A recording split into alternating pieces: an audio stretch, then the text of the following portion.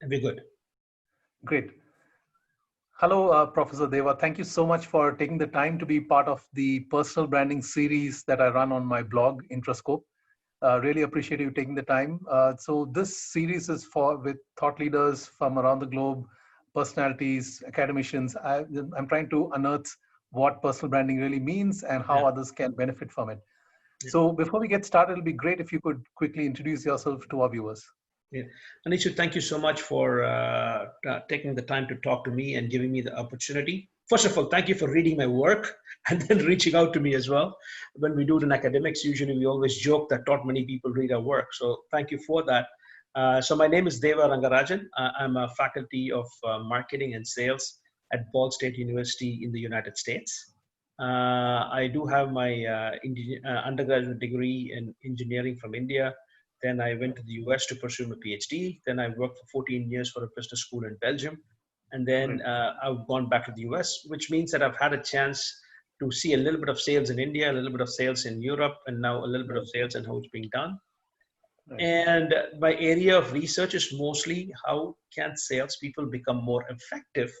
And increasingly, the idea of a trusted advisor keeps coming up. As a matter of fact, I'm going to be kind of releasing a new video where we talk about the role of salesperson trust.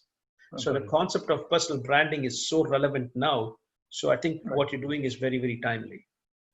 Thank you. Thank you so much. That's a great background, and I'm glad to know that you studied in India before you kind of went there. Yeah. So let me begin by asking you the question. So what, according to you, is personal branding? How would you define it?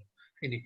So if you want to see it from the viewpoint of personal branding, is what it is that you as an individual stand for, right? And it does not have to be in sales. It could be even in your personal life. It could be in the dealings that you have with your colleagues. It's for everything that you stand for. If you try and take a look at how you look at brand, just a brand as such, let alone personal brand. A brand is what we call accrued goodwill. That is years and years of making promises and delivering on your promises, standing up for what you believe in, right? So now apply to an individual. What does it mean? It's an individual who is trustworthy, an individual who has a reputation for doing certain things a particular way. I'm talking now mostly, if you want to take a bad spin, you have a bad personal brand, but I'm talking about good personal brands. Somebody who can be trusted, somebody with whom, if you go to them, they will do the best they can to help you out. Somebody with whom you know that you're not taking a risk by going and asking them for specific information, knowledge, advice, things like that. Got it. Fantastic. So, I know you are a personal brand in your own right. You've been doing this series on sales, and I've been watching some of your videos. They've been fantastic. And you, of course, have a long career of working in the space. So how do you know, what are some of the indicators that tell you, yes, I'm moving on this journey of being a personal brand? It's a very good point. It starts, in my profession, it makes it easier, right? Because I come across a lot of people who are already in the academic space. So there's already this built up kind of image that faculty members happen to be experts in certain domains. But if you're not a faculty member, you kind of know it when people start coming and asking you your thoughts, your opinions, where do you stand on certain things. People seek you out. I don't think I'm there as yet when compared to some of the other big names in the field, but people start reaching out to you from your circle, from your network, and then people start talking to other people in the network, and they start coming to you and start asking you questions. And in the paper, we specifically talk about when you know that you've really become a true personal brand is when people start asking you questions for things that are not connected to what you normally do. So from things like that, that's how much they trust you, that they even bring personal aspects of what they want to try to find out. And because they know that even if you do not know, you will take the effort to find out and point them out in the right direction. So usually when people start seeking you out, and that is something that I think is very, very important. When it's easier for you also to reach out to certain people, these days with LinkedIn, with social selling, and if you reach out to them and they ask them for an introduction, they do not hesitate because they know that they are not taking a risk in suggesting you to their colleagues. And that's the whole point. That's when you know that you are becoming a personal brand in your own worth. Fantastic. So, what does one do to go about building a brand? What are some of those building blocks according to you? Indeed. Indeed. And if I can give this answer in two ways. One is from a sales perspective. The other is just from a general perspective. And I think it's not that they're mutually exclusive. The fact is that a lot of things are the same. Is the first and foremost thing is, can you be trustworthy? That is, depending upon what trust means in different contexts, right? If you're a lawyer, being trustworthy is being that you know what you're talking about, but you also hold all the things in confidence. That's one part of trustworthy. If I'm in sales, it's more about trying to make sure that you're there, listening to the customers, understanding their needs, and then doing your best to help them out. So being trustworthy is extremely important. But part of being trustworthy is that you do this by initially showing expertise in a particular domain, because why would I want to trust you if you do not have an expertise in a specific domain? Unless, of course, we are now talking about family-based trust and things like that. But now I'm talking about professional settings. Absolutely. So from that perspective, so essentially, do I have an expertise in a particular domain, right? And then can I then show empathy? Because you can have an expertise, but you cannot necessarily empathize with your audience. Yes, there are some places you could have Asperger's syndrome. You could be so brilliant that you don't have to show empathy, that people will still kind of flock to you. But I am but most people are not a Steve Jobs. Most people are not those kind of people with very, very specific traits where they cannot show empathy, but people still flock to them. But you have to be an expert. You have to show empathy. But most importantly, the willingness to help others is what is extremely critical. And please note that I'm not saying that you have to help others at your expense. I think in most business situations, people know that if you help them out, that you're going to get something back in return. But it's if they feel that you're genuine about how you want to help them out, and if you're honest and upfront, honesty, that's another thing as well. So you see what I mean? So trustworthy, honesty, expertise, all these are things that are going to help you, and the focus on helping somebody else, not helping yourself, but helping others. It's perfectly fine for you to help yourself, but the willingness to help others should be a little bit higher than your propensity to help yourself. Got it. So, I mean, I like the point you mentioned about reciprocity, basically, helping others, and they will in turn help you back. So, in terms of attributes, I know you alluded to some of them, like, trustworthiness and honesty and helping others. So, in your case, how do you see people, associating? What are some of the key words that come to people's minds when they associate you as a personal brand? Oh, it's a good point. I must say that I've not necessarily done research on it, but things that I've heard are approachable. And increasingly, and this is much more right now, and at the risk of sounding arrogant, it's almost like I hear people say that I know what I'm talking about. So, and it's not something that I say lightly, because like every individual, you always have a lot of self-doubt. I am not gifted with those people with supreme confidence. What confidence I have comes from actually kind of people coming back and letting me know that they place their trust in me. They took my advice or my thoughts, and they keep coming back to me to ask for more. That for me is a good sign that maybe I'm doing something right.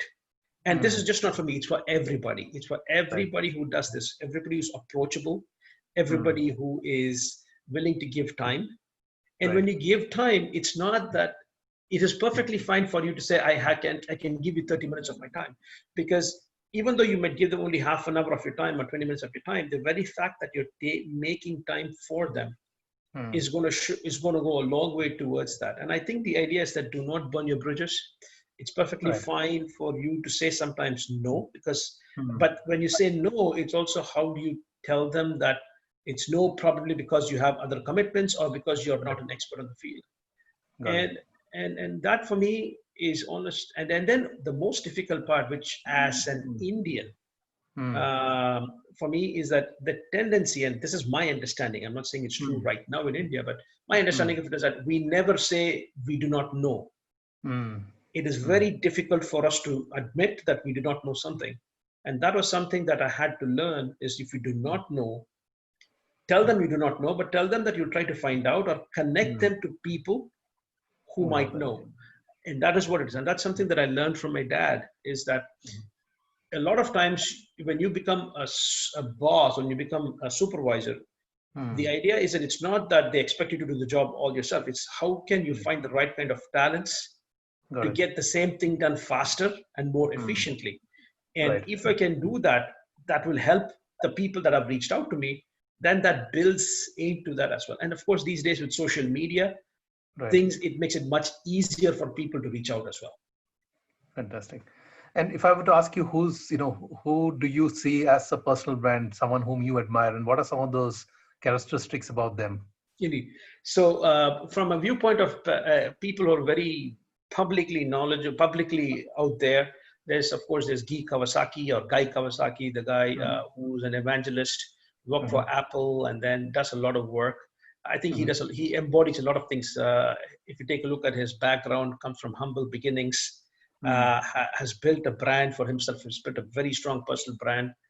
Mm-hmm. Where without giving numbers, I've heard about the kind of money he charges if you need to ask him to tweet something for you. So again, Okay. it could be even what is the price per letter that you tweet, right? Wow. Okay. But that's the kind of stuff. But from my own personal things, if I take a look at personal brands, and this is cliched, my dissertation when I did my PhD, my doctorate in the United States, Professor Eli Jones, who's now a dean at Texas A&M University. Mm-hmm. He was a man who I think anybody would look up to in terms of personal brand. A man who stands firm in what he believes for, Mm-hmm. has a kind of an amazing work ethic, Mm-hmm. but work that does not come at the expense of family, which I think is extremely critical these days. Mm-hmm.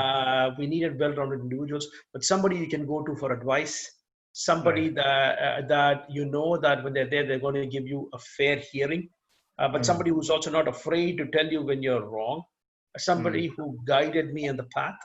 But Mm-hmm. not just me, but he's actually guiding a lot of people, faculty, academics, Mm-hmm. students, administrators, in Mm-hmm. a couple of very high level positions that he's been in. So that's a Right. person I really admire. Not maybe many people might know, but his Mm-hmm. name is one person that I really admire. Fantastic. So, I mean, when you reflect on your journey as a personal Mhm. brand, what are some of the challenges that you probably faced, and what did you do? What are some of the techniques you use to overcome them? Hey, the biggest challenge, so essentially, I am in the academic profession, and Mm, so in the academic profession, of course, there's always when you deal with typical undergraduate students or mm, typical students at the university, mm, it's not that they completely respect you from day one, but there's always this idea that you've gone out and gotten a PhD, right. spent a lot of time trying to become a master of a particular subject, right? Mm, But that doesn't mean anything when you go into the domain of what we call executive education. I'm only talking about right. my profession right now. Sure, sure. Executive education is when you go in and then you have Mm, companies send in their executives into training programs. right. The most difficult part there is translating what you know, Mm, or at least what you think you know, and then I'm assuming that's the kind of expertise that is needed to engage with an audience. And right. so what was the most difficult part for me to build that expertise Mm, that is needed for you to take control of a room? I remember my first experience.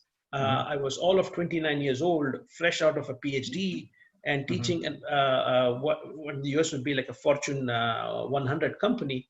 And the mm-hmm, idea was that I was doing a training for some of the folks, and there were people in the room who mm-hmm, had work experience as long as I'd been born. So there were people in the room who were around 60 years old. And, mm, and, and, and so what are you going to try and teach them that they do not already know? mm, But the idea is that, but it is something where if you go in with the right mindset, if you say, I want to be more learning oriented, which did not mm, come to me easily, it mm, did take time. right. When you're young, you're very brash, you're very naive. You think that you read a couple of papers, Harvard Business Review articles, and you think you know everything. Mm, But then the experts really, the people in organizations really bring you back to earth very, very fast. But once you learn that, you start becoming humble, and mm, humility goes a long way if mm, you're not necessarily an expert yet. If you're willing to learn and tell mm, them that, listen, you are still learning, you are out there, you will strive to make sure that you will find the right kind of information, but you're open to suggestions, open to ideas. And when I was young, I was very defensive. And because I thought I knew everything, I couldn't take criticism. That's me. There are other people who do it well. So those are the kind of things. I had to become an expert. I had to become humble. I had to be able to deal with criticism. That was something which is very, very important. But along the way, what happens is that if with that kind of mindset, the more you keep an open mind, the more inquisitive you are, the more you pick up tidbits. Got it. And you become tidbits, and then you start building up your knowledge base. And there comes a point where you've seen most of everything in my profession in terms of different kind of industries.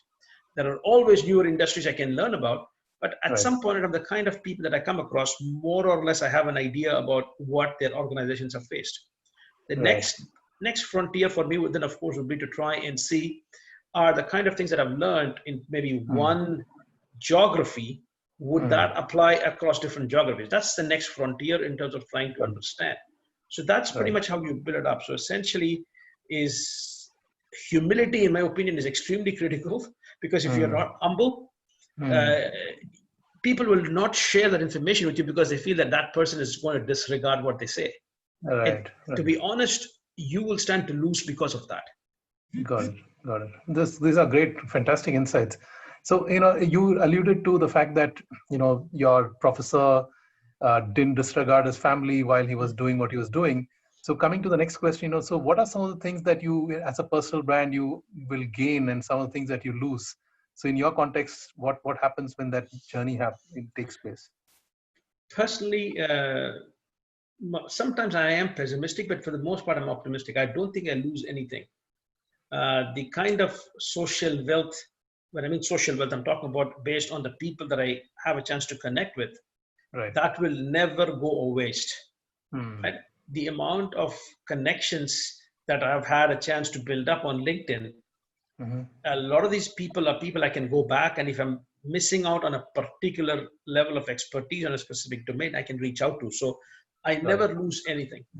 Yes, it could be that there are people in different professions who make it a point where they say, I'm going to build a personal brand, I'm going to be everywhere at all times, which might come at the expense of neglecting your health, or neglecting your mental health. That could be because of working with family, but there are perfectly people who are able to manage it. But for me, that is extremely critical, having an understanding family and spouse, in my opinion, is extremely important. I've seen it in different formats. I've seen my mother, who was, I would call, a domestic engineer, housewife, who in my opinion is still working, will never retire. If she had not put in that amount of hard work, my dad would not have been successful, or helped me and my sister put us through college, that kind of. By the way, this is the kind of thing that happens in every family. But now that I've seen that, I've actually seen a very, very smart woman who, for whatever reason, chose to be at home rather than be out there and prove a completely different level of what she could have been capable of. This raises you to appreciate the fact that my spouse right now is a huge source of, what can I say, comfort, knowledge, and expertise. She also happens to work in some of the same domains that I'm in. And while we do have our disagreements, but she makes it very sure that she keeps me grounded.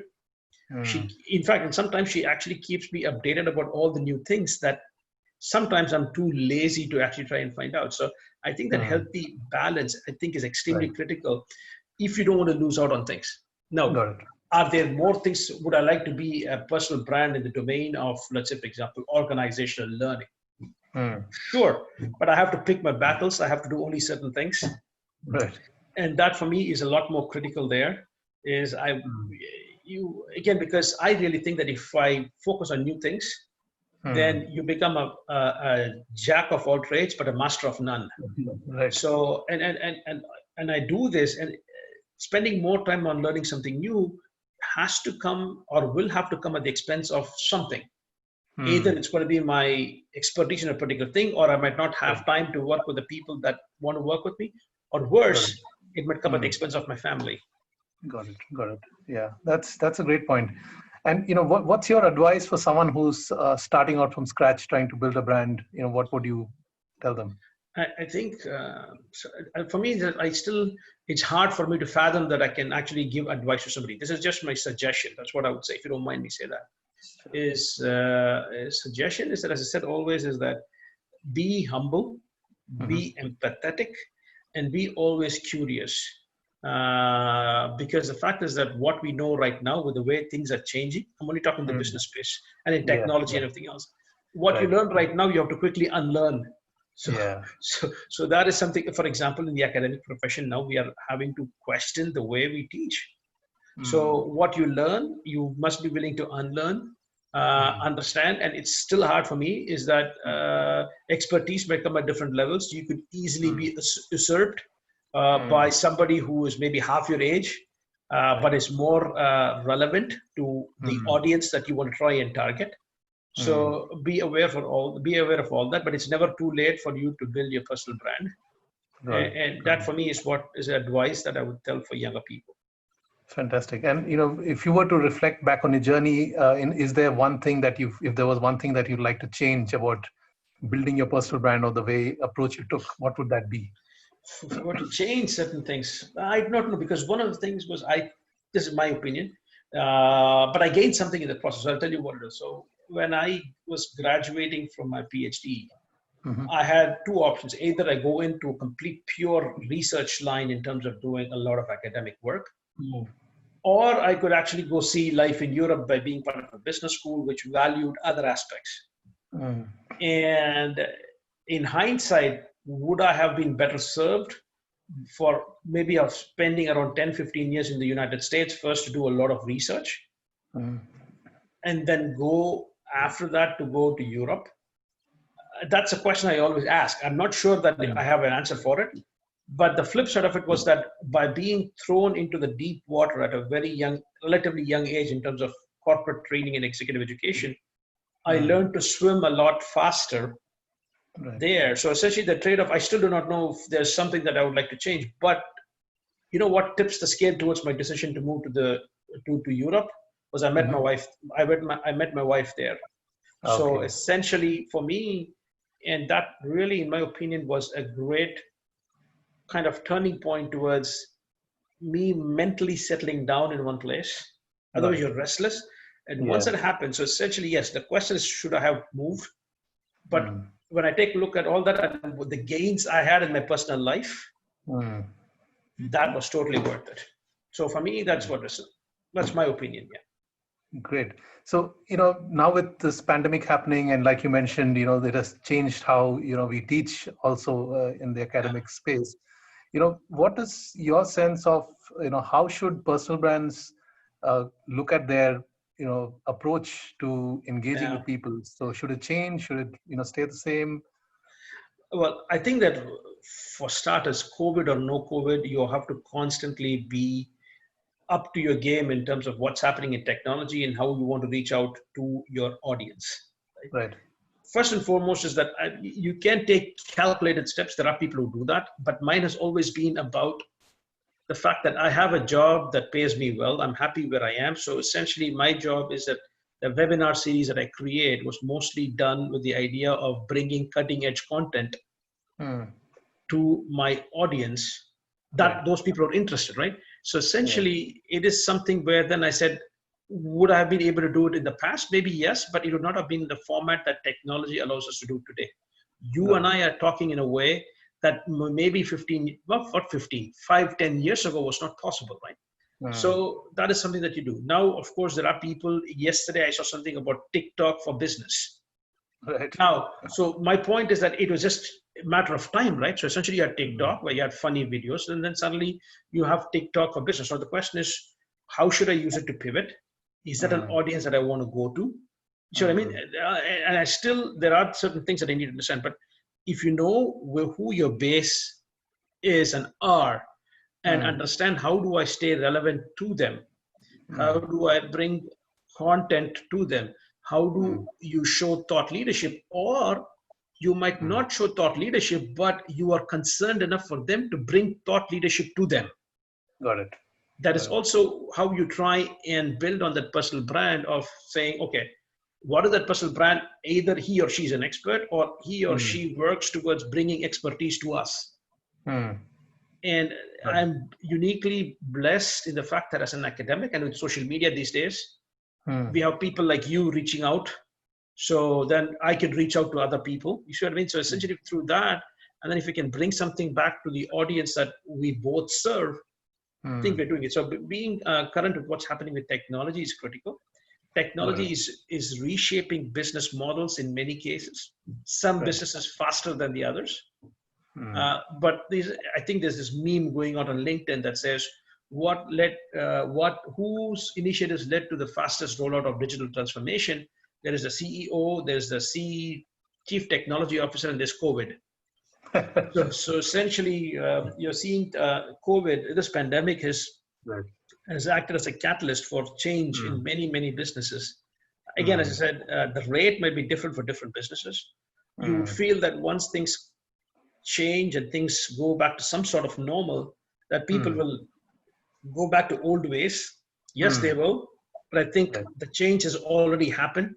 That's going to move only irrevocably forward. Great. And I know I asked you about, advice for someone who's starting, from scratch, but, there is this Gen Z and millennials, and they want to be one-time hit wonders on YouTube and stuff like that. So what's your advice for them when they think about their personal brands? I'm not completely an expert on it, but I can give you my thoughts on it. My thoughts on it is that your 15 minutes or 15 seconds of fame, try to cash in on it. That's what it is, because otherwise the fact is that you'll just flash out. The worst thing that could happen is that if you don't get the same level of adulation that you got used to, it might have a big impact on your mental health. So I think that if you're going to do it, try to capitalize on it. That's not for me. It's always been that way of people who suddenly come into wealth. I mean, I'm assuming that the fame that comes with wealth as well. So if I have so many YouTube followers, I get paid so much for every video, I can go into that kind of stuff. But just make sure that when you're there in 15 seconds, but that's a whole thing, right? When you become there, that's my opinion is, once you start becoming that famous, depending upon what you stand for, there is going to be expectations from your broader mass audience, broader audience. So in that case, try to make sure that now your thoughts, even though are your thoughts and stuff like that, that it's going to be easily copied by other people. So essentially, you also might have a responsibility towards what you say and do things, even though you may believe in something else. So again, that's something but that 15 seconds or 15 minutes of fame, try to parlay this into long-term success. That is my only suggestion I could think of. And there's always people who say that be careful about what you post on LinkedIn and stuff like on Facebook and stuff like that. But now you're having backlash everywhere, right? So essentially, for the longest time, again, I do not know what is right. I go in and tell my students, be very careful what you post on Facebook, because it's going to come to bite you in the behind afterwards. But now there are people who say that, why should that be held against you? When you were young, you did a lot of things, but that defines who you are. Why should that count when you go into a professional life? So you're having a lot of things happening in the world today. So all I say is that learn to capitalize on it. And one more thing. Be nice to others as best as you can. Right? The fact is that if you cannot be nice to others, at least don't wish them harm, or don't influence others to wish other people harm. So it sounds very cliche, but no, that's a great point. So as we wrap up, just wanted to ask you, what's your recipe or what's your mantra for personal branding success? How do you, in a sentence, how do you say that? Hard work. Okay. Hard work, curiosity, humility, empathy. And when I say humility, automatically linked, I don't know if it's linked to it, but humility and empathy together is focusing and helping your audience. Try to help your audience. Okay. I'm not saying that everything that I say is going to help the audience, but the idea is pure. Is that I do want to try to help them out as well. Great. This has been fantastic, talking to you, Dr. Deva. Fantastic insights, great inputs. So I'm sure this is going to be extremely valued by our viewers. Thank you so much for taking the time again. Absolutely. And thank you again for giving me the chance. And for the audience, thank you again for viewing this. So thanks. Great. All right. Do you want to stop?